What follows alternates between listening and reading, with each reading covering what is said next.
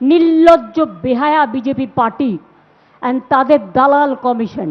5ই মে রাত 12টার মধ্যে নতুন সরকার যদি না হয় রাষ্ট্রপতি শাসন হচ্ছে এবং মুখ্যমন্ত্রী দেখে নিন কি করবেন।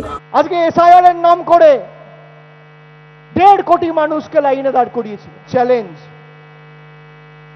50-এর নিচে নামাবো।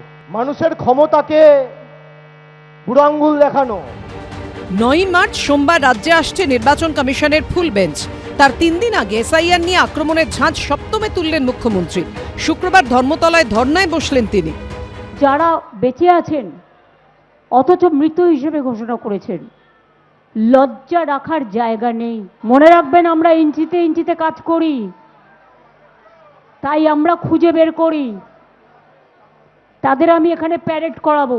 প্র্যাকটিস করছেন উনি, এরপরে তো বিজেপির মুখ্যমন্ত্রী হবেন, উনি বিরোধী দলনেত্রী হবেন, মাঝে মাঝেই ধর্ণা দিতে হবে। এখন থেকে প্র্যাকটিস থাকা ভালো। প্রায় 60 লক্ষের নাম বিবেচনাধীনের তালিকায় থাকা নিয়ে নির্বাচন কমিশন ও বিজেপিকে তীব্র আক্রমণ করেন অভিষেক বন্দ্যোপাধ্যায়। মানুষের মৌলিক অধিকার কেড়ে নেওয়ার জন্য নির্লজ্জভাবে রাস্তায় নেমে নির্বাচন কমিশনের মতো একটা নিরপেক্ষ সংস্থাকে ব্যবহার করে।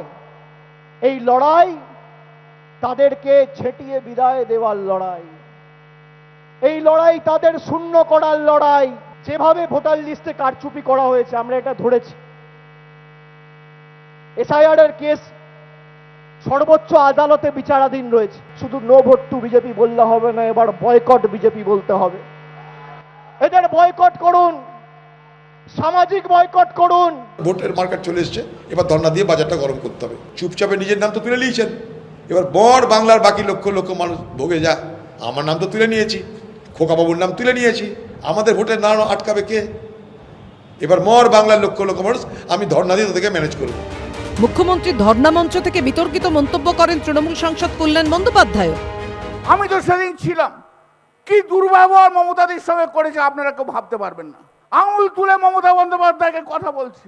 আরে আঙুল তুলে তুমি কাকে কথা বলছো? তুমি যদি চিফ ইলেকশন কমিশনার না হতে নাম, আঙুলটা তোমার কেটে বাদ দিয়ে আসতাম।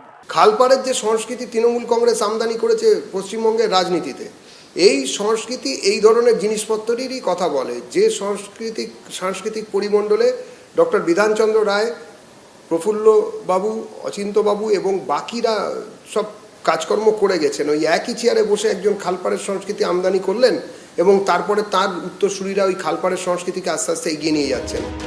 শুক্রবার সারা রাত ধর্ণা মঞ্চে থাকার কথা ঘোষণা করেন মমতা বন্দ্যোপাধ্যায়। যারা পারবেন কালকে আবার সকাল 10টায় চলে আসবেন, কারণ আপনাদের সবাইকে এখানে থাকার প্রয়োজন নেই, আমি থাকবো। সকাল 10টা থেকে 8টা পর্যন্ত ধর্ণা চলবে, আর রাতেও আমরা যারা থাকবো আমরা আমাদের মতো করে থাকবো। শুরু থেকে শেষ লগ্ন এসআইআর নিয়ে তরজা শেষ হওয়ার কোনো লক্ষণ এখনো নেই। আশাবুল হোসেন, কৃষ্ণেন্দু অধিকারী ও শিবাশিস মৌলিকের রিপোর্ট, এবিপি আনন্দ। এবিপি আনন্দ, এগিয়ে থাকে, এগিয়ে রাখে।